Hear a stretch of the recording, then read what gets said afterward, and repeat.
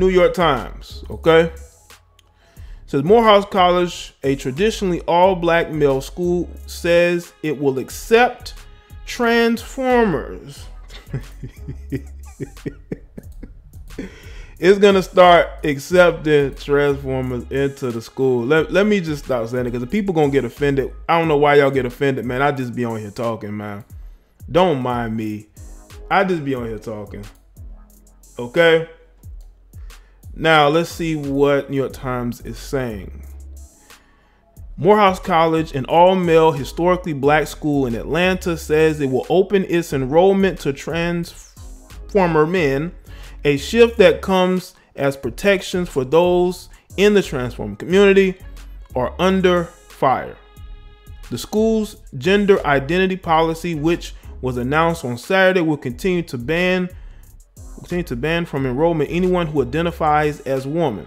David A. Thomas, the president of the college, says the decision was driven by a greater awareness of gender identity and college's need to have a clear policy. Now, y'all got to understand, this college is in Atlanta. How long before they was going to institute this? How long before they were going to institute this particular policy in a city like Atlanta? Historically black Negro college. We found that when our admissions representatives were going out, oftentimes people would ask them, does Morehouse admit transformer people? He said on Sunday.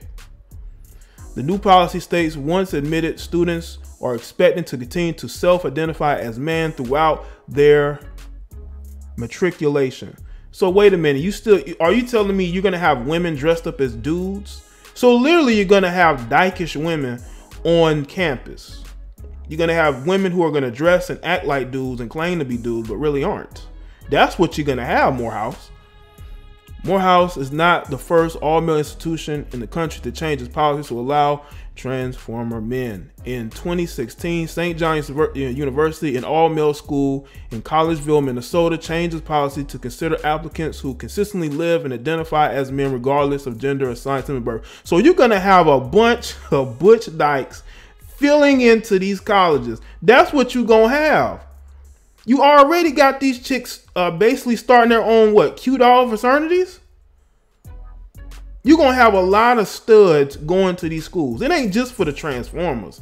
You're gonna have these studs, these dykes, women who probably are tomboys who just want to be around a bunch of dudes. That's who you're gonna have at this university.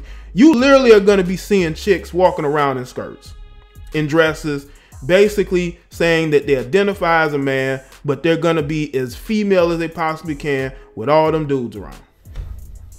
That's what you're gonna have. There are women out there that are so desperate to be in a male space, to be around dudes, they will do something like this. You already see women trying to be referees in the NFL and trying to be coaches. You're being around a bunch of men.